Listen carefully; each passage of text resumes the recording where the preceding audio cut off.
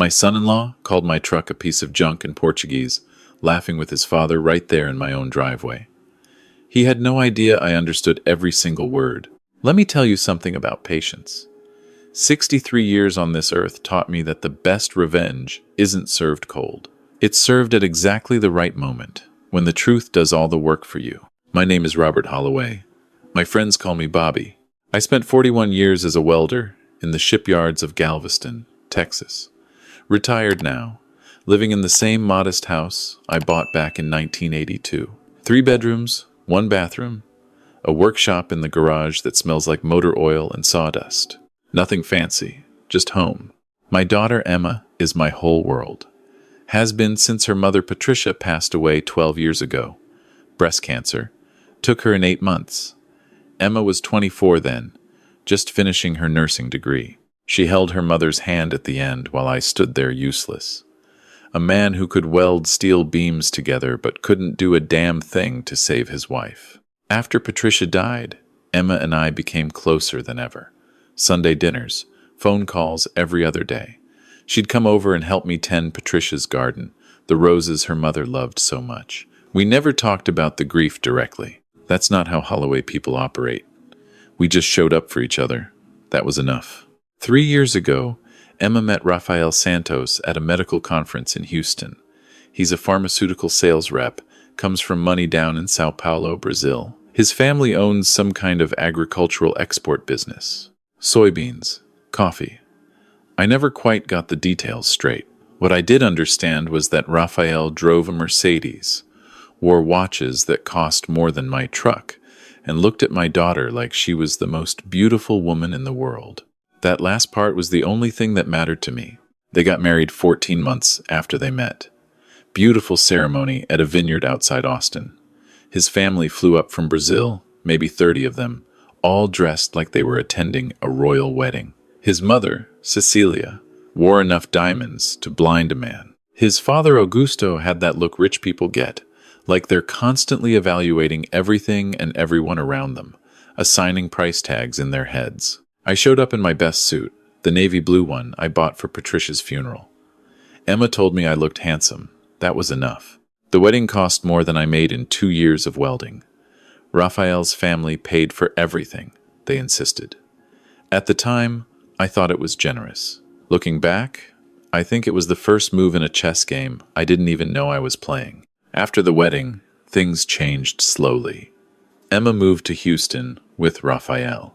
The Sunday dinners became monthly, then every other month. The phone calls got shorter. She always sounded tired, a little distant. When I asked if everything was okay, she'd say yes too quickly, change the subject to something safe. I'm not a stupid man. I knew something was wrong. But Emma's a grown woman, and I raised her to be strong, to handle her own problems. Pushing too hard would only push her away. So I waited. I watched. And I started paying closer attention to my new son-in-law.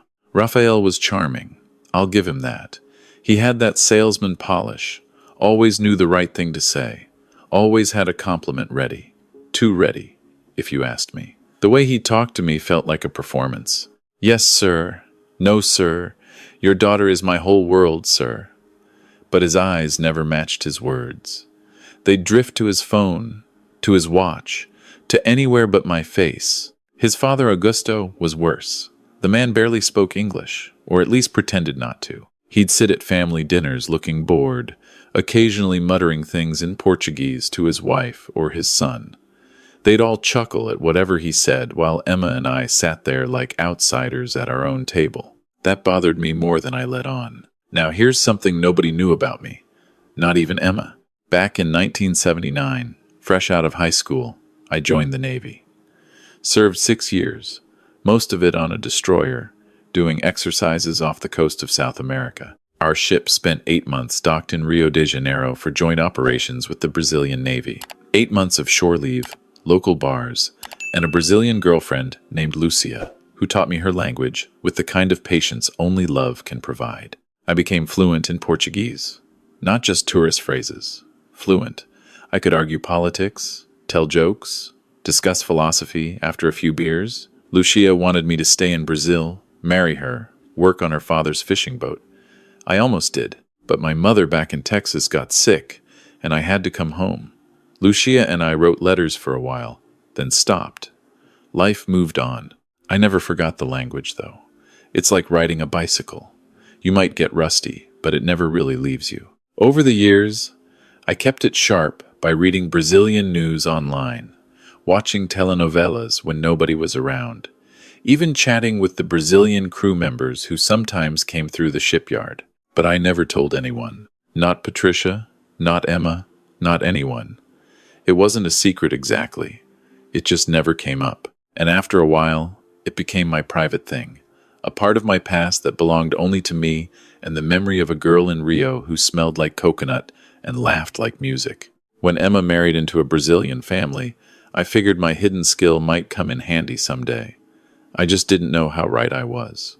The moment everything changed happened 6 months ago. Emma and Raphael were hosting a 4th of July barbecue at their house in Houston. Big fancy place in the suburbs, 4 bedrooms, a pool, the kind of house that looks like it belongs in a magazine. Raphael's parents had flown up for the holiday. Some of their Houston friends came too, other Brazilian expat families with money and opinions. I drove down from Galveston in my truck, 1994 Ford F-150, dark blue, 260,000 miles on the odometer. I've had that truck for 30 years. Replaced the engine twice, the transmission once. Fixed more rust spots than I can count. It's not pretty anymore, but it runs like a dream, and it's paid off. In my book, that makes it perfect. I pulled into Emma's driveway and parked behind Raphael's Mercedes and his father's rented BMW. My truck looked like a poor relative at a rich family reunion, which I suppose was accurate. Raphael came out to greet me. Smile wide, handshake firm, every hair in place. "Bobby, so glad you could make it. How was the drive?" "Not bad. Traffic on I-45 was light for once. Great, great. Hey, let me help you with that." He reached for the cooler I was pulling from the truck bed. Inside was my contribution to the barbecue, brisket, 14 pounds of prime beef that I'd been smoking for 16 hours in my backyard pit.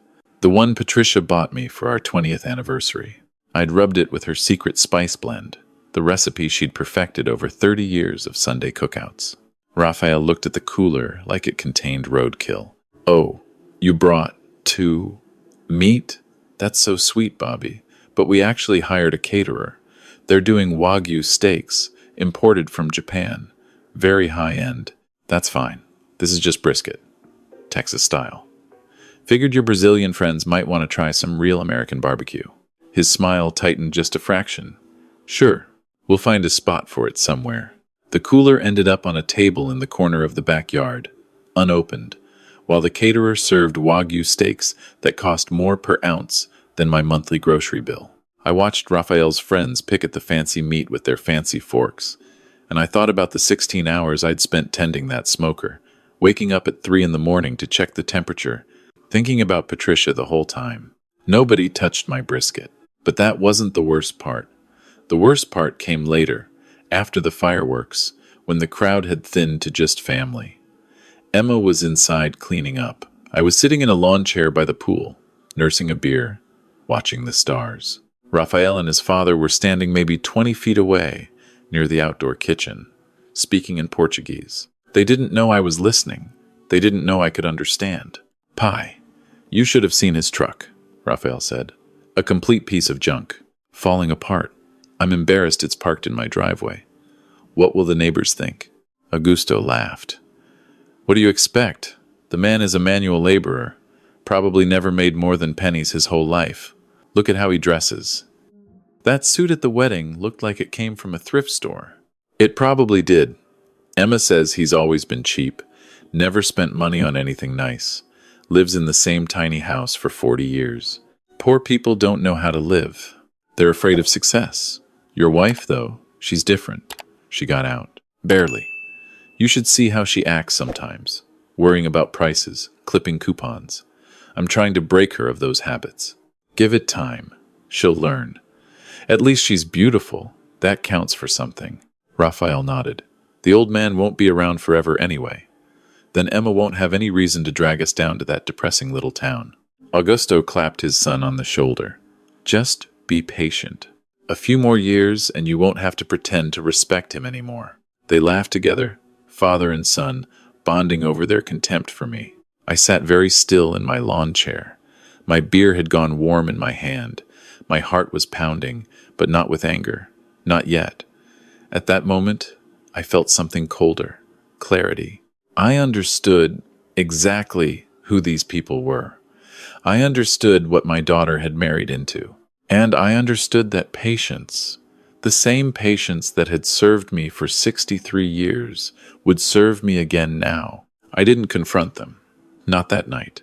Instead, I finished my beer, said my goodbyes, hugged Emma a little tighter than usual, and drove my piece of junk truck back to Galveston. The whole way home, I listened to their words echoing in my head. Manual laborer, pennies, cheap, depressing, won't be around forever. They had no idea who they were dealing with. After that 4th of July barbecue, I started watching and listening more carefully. Every time I visited Houston, I made sure to be within earshot when Raphael and his family spoke Portuguese. They never suspected a thing. Why would they? The old welder from Galveston, the guy with the junk truck and the thrift store suit, how could he possibly understand their sophisticated language? What I heard over the following months made my blood run cold.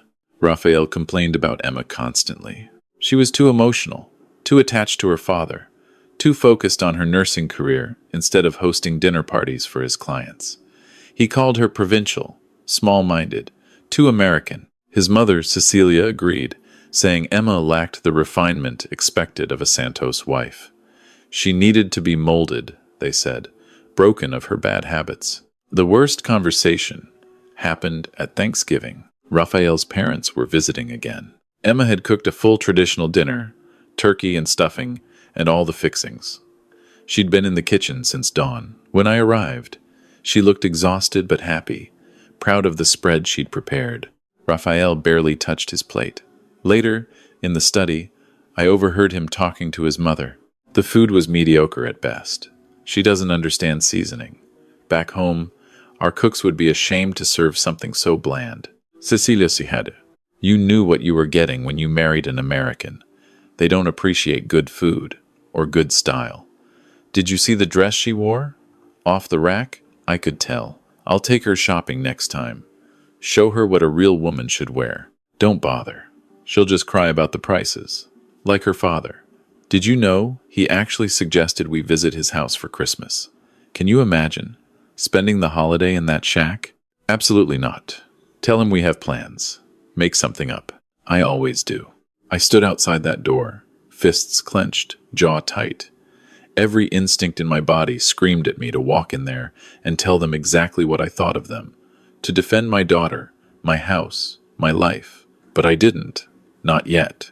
The right moment hadn't come. Meanwhile, I did some research. One of my buddies from the shipyard, a guy named Marcus Chen, had a son who worked in international business. I asked Marcus if his kid could look into the Santos family's agricultural company in Brazil. Nothing illegal, just public records, business filings, that sort of thing. What came back was interesting. The Santos family was wealthy, no question, but their wealth was complicated. The agricultural business had been struggling for years, hit hard by commodity price fluctuations and drought. They'd been taking on debt, leveraging properties, living beyond their means. The fancy cars, the designer clothes, the extravagant lifestyle was mostly financed by credit and hope. Raphael's pharmaceutical sales job was solid, but not spectacular. He made good money, but not Santos family money. He was living off his family's reputation more than their actual wealth. And then there was the matter of the house. Emma and Raphael's beautiful suburban home with the pool and the 4 bedrooms. I'd assumed Raphael paid for it, but the property records told a different story. The down payment had come from a trust fund, Emma's trust fund. The one Patricia and I had started when Emma was born, adding to it for 36 years. Every bonus I earned at the shipyard, every tax refund, every bit of extra money went into that fund. By the time Emma got married, it held just over $300,000. Raphael had convinced Emma to use it for the house, For their future, he said. For the family they'd build together. Emma had never told me, probably because she knew I'd have questions. Questions like why a man from such a wealthy family needed his wife's money to buy a house. I had my questions now. I just needed the right moment to ask them. That moment came 2 weeks ago. Emma called me on a Tuesday afternoon. She'd been crying. I could tell from her voice, that raw quality that comes from tears recently shed. Daddy, can I come visit this weekend? Just me? Of course, sweetheart. Everything okay? I just need to see you. I need to come home for a bit. She arrived Friday evening, driving her sensible Honda instead of Raphael's Mercedes. She looked thin, tired. The spark that used to light up her eyes had dimmed to almost nothing. I didn't push. I made her favorite dinner, chicken fried steak with mashed potatoes, and we sat on the porch watching the sunset over Patricia's roses. Eventually, she started talking. Raphael wants me to quit my job. Your nursing job? The one you love? He says it's not appropriate for someone in his position to have a wife who works. His mother agrees. They want me to be available for social events, charity functions, that kind of thing. What do you want? I don't know anymore. She wiped her eyes. I feel like I've been disappearing since I got married. Like there's less of me every day. They criticize everything. My clothes, my cooking, my accent. Did you know they make fun of my accent? Apparently I sound too Texan. There's nothing wrong with sounding Texan. I know. But when you hear it enough times, she broke down then. Really broke down. I held my daughter while she sobbed, and I felt 41 years of calluses on my hands. Hands that had worked hard every day to give her a good life, a happy life. And I thought about Raphael and his father standing by that pool, laughing about how I'd made pennies my whole life, how I was cheap and depressing and wouldn't be around forever. The anger finally came. Cold and clean and righteous. Emma, there's something I need to tell you. I told her everything. The Portuguese. What I'd overheard. All of it. At first, she didn't believe me. Then she made me prove it. I pulled up a Brazilian news site on my phone and read an article out loud, translating as I went. Her face went through about 6 different emotions in 30 seconds. Daddy. All this time. I know. I should have told you sooner, but I needed to be sure, and I needed you to see for yourself what kind of man you married. She was quiet for a long time. Then she asked the question I'd been waiting for. What do we do now? That depends on you, sweetheart. But if you want my advice, I think it's time for the Santos family to learn a little lesson about respect. The plan came together over that weekend. Emma had been keeping records, it turned out. Bank statements, receipts, emails. Some part of her had known for a while that something was wrong. She just hadn't wanted to face it. What the records showed was ugly. Raphael had been transferring money from their joint account to his personal account. Small amounts at first, then larger. Over 2 years, he'd moved nearly $50,000. Money for business investments, he'd told Emma. Investments that somehow never produced any returns. There was also the matter of the house. Emma had signed the papers, but she'd never actually read them. When she finally did, she discovered that Raphael had taken out a second mortgage without telling her, using the equity to pay off his credit cards. Their house, the one bought with her trust fund, was now leveraged to the hilt. Raphael was bleeding her dry, and his family was helping. Here's something else I should tell you. Something about that truck of mine. The 1994 Ford F-150 that Raphael called a piece of junk. A few years back, one of the collectors who hangs around classic car shows in Galveston approached me in a parking lot, told me my truck was special, said it was a factory sleeper, one of the limited production models Ford made in the early 90s. The specific engine and transmission combination, the original paint, the low rust, something about matching numbers. I didn't understand all the technical details. What I understood was his offer, $75,000. I turned him down. The truck wasn't for sale, but I got curious and had it appraised officially, just for insurance purposes. The appraised value came back at $92,000, and that was 3 years ago. With the classic truck market booming, the appraiser said it was probably worth closer to $120 now. My piece of junk truck was worth more than Raphael's Mercedes. But that wasn't even my main card to play. The main card was something I'd never told anyone, something I'd been saving for Emma's future. Back in 1989, a buddy of mine at the shipyard convinced me to invest in this new tech company going public.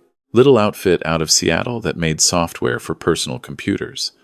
I didn't know anything about computers, but I trusted my buddy, so I put in $5,000. It was a big chunk of my savings at the time. The company was Microsoft. I'd kept those shares through every split, every boom, every market crash. Never sold a single one. By the time Patricia got sick, that $5,000 had grown to something I still had trouble wrapping my head around. $4.3 million. Patricia knew. We'd talked about what to do with it.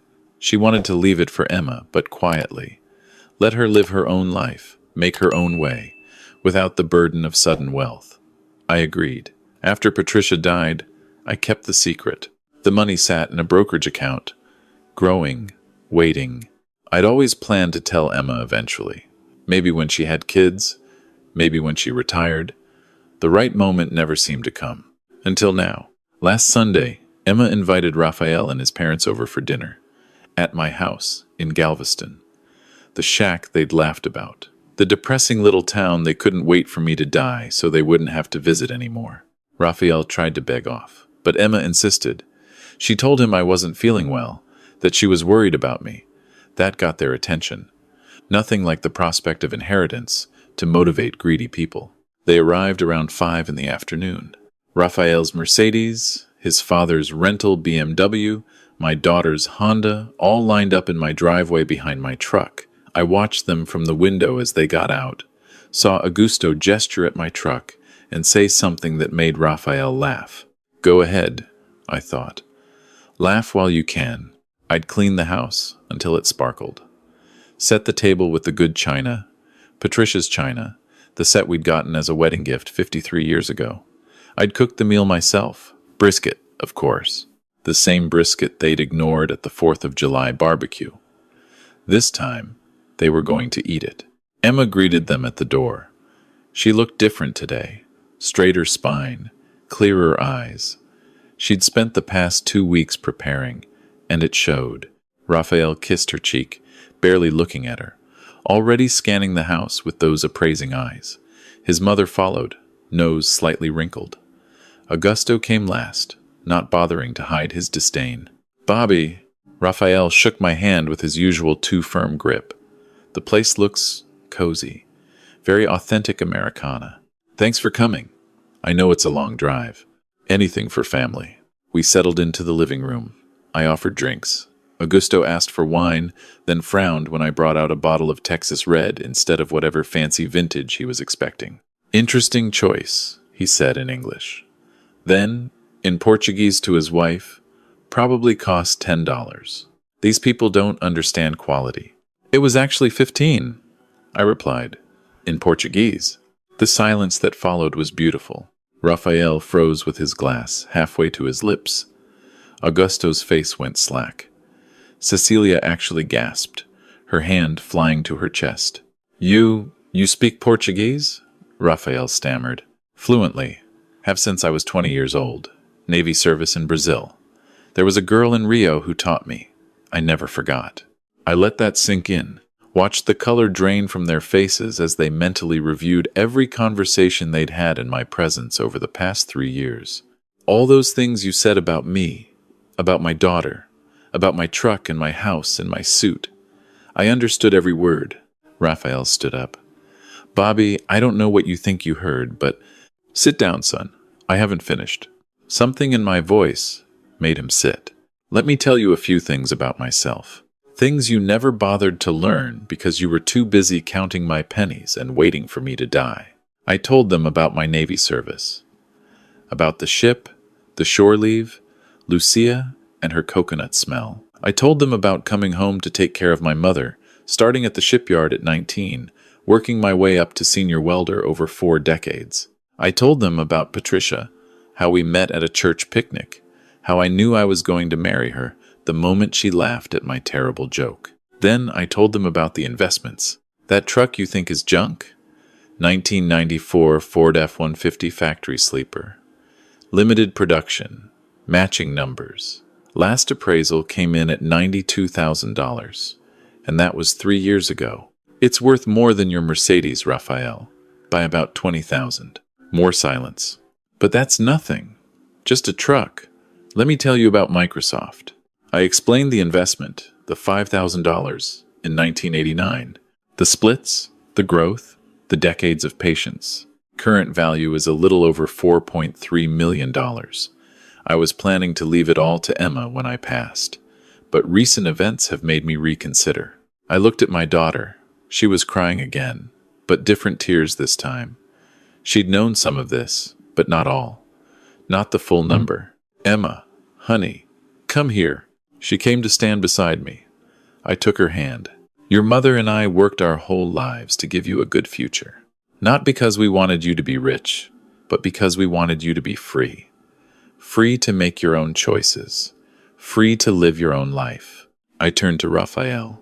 You took her freedom. You took her money. You made her feel small so you could feel big. And you did it while smiling in my face and laughing behind my back. Raphael's charm had completely evaporated. He looked pale, sweaty, trapped. Bobby, let's talk about this. I'm sure there's been some misunderstanding. There's no misunderstanding. Emma's seen the bank records. We know about the transfers, the second mortgage, all of it. She's already consulted with a lawyer. Cecilia spoke up, her English suddenly much better than she'd pretended. You can't prove anything. It was a marriage. Shared finances are normal. Maybe. But shared finances usually don't involve hiding $50,000 in a secret account or forging your wife's signature on a second mortgage application. Raphael went pale. Emma spoke for the first time since they'd arrived. I didn't sign those papers, Raphael. I looked them up. That's not my signature. My lawyer says that's fraud. My lawyer also says that, given the circumstances, I have grounds for a divorce that will not be favorable to you. Emma, baby, please. Don't call me that. Don't call me baby. You called me provincial, small-minded, too American. You said I sound too Texan. She pulled off her wedding ring and set it on the table. Well, here's something Texan for you. I'm taking back my life. I'm keeping the house since you bought it with my money anyway. And I'm going back to my nursing job, the one you wanted me to quit because it embarrassed you. Augusto stood up, his face red with anger. This is ridiculous. You can't just sit down. My voice cut through his bluster like a welding torch through sheet metal. He sat. Let me tell you how this is going to go. Emma's going to divorce your son. It's going to be quick. It's going to be clean. And it's not going to cost her a dime more than it has to. Your son is going to agree to everything because if he doesn't, we'll press charges for fraud. That second mortgage will make his life very complicated. I leaned forward. You're also going to go back to Brazil and stay there. I don't want to see your faces in Texas again. You came to this country and looked down on everyone who wasn't rich enough for your standards. But here's the thing about standards. Real wealth isn't about price tags. It's about what you've built, what you've earned, what you leave behind. I pointed to the wall, where a framed photo of Patricia hung next to our wedding picture. That woman was the love of my life. We had 41 years together. We raised an amazing daughter. We built a home, not a showpiece, a real home. And when she died, the church was standing room only with people who loved her. I looked at Augusto. When you die, how many people will show up? How many actually love you? Or will it just be people calculating their share of what you leave behind? He had no answer. Dinner was quiet after that. They ate my brisket, every bite, and they didn't say a word. When they left, Raphael tried one more time. At the door, away from his parents, he grabbed Emma's arm. Emma, think about this. We can work it out. I made mistakes, but let go of my daughter. I didn't raise my voice. I didn't need to. Raphael let go. They drove away, the Mercedes and the BMW, disappearing down the street. I stood on my porch with my arm around Emma and watched them go. Thank you, Daddy. Nothing to thank me for. You did the hard part. I couldn't have done it without you. We stood there for a while, watching the last light fade from the sky. The roses were blooming, Patricia's roses, red and pink and yellow in the fading light. "What am I going to do now?" Emma asked. "Whatever you want. That's the whole point." She laughed, a real laugh, the first one I'd heard from her in years. "Maybe I'll go back to school, get my master's degree, become a nurse practitioner. Sounds like a plan. Or maybe I'll take some time off first, travel, see the world. Also good. Or maybe I'll just stay here for a while. Help you with the garden." I squeezed her shoulder. "Whatever you need, sweetheart. I'm not going anywhere." Last week, the divorce papers were finalized. Emma got the house, just like we'd planned. Raphael signed everything without a fight. Turns out the threat of fraud charges is very motivating. I heard through the grapevine that the Santos family went back to Brazil. Their agricultural business finally went under. Something about creditors calling in loans they couldn't pay. I don't know the details and I don't really care. What I care about is Emma. She's staying with me for now, sleeping in her old room, helping me tend the garden every morning. She's already enrolled in a nurse practitioner program starting in the fall. Houston Methodist, one of the best in the country. Last Sunday, we had a barbecue. Just the two of us, plus a few neighbors, and some of my buddies from the old shipyard days. I smoked a brisket, 14 pounds, 16 hours in the pit. Patricia's recipe. Everyone had seconds. After the guests left, Emma and I sat on the porch, watching the stars come out over Galveston. "Daddy? Yeah? That stuff you said about legacy.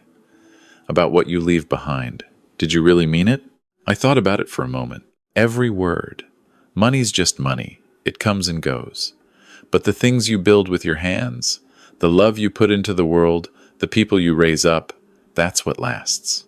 That's what matters. She was quiet for a while. "I want to be more like you when I grow up." I laughed. "Sweetheart, you're 39 years old. I know, but I still have time to learn." I looked at my daughter, at the strength in her eyes, the set of her jaw, the way she held herself now, standing tall, standing free. "You already have," I said. "You just forgot for a while. Now you remember." She reached over and took my hand. We sat there together, father and daughter, watching the stars. And I thought about that old truck in the driveway, the piece of junk that was worth more than a Mercedes, the thing everyone underestimated because they couldn't see past its surface. Kind of like me, kind of like Emma, kind of like the things that really matter in this world. They don't come with price tags. They come with time, with work, with love, with patience.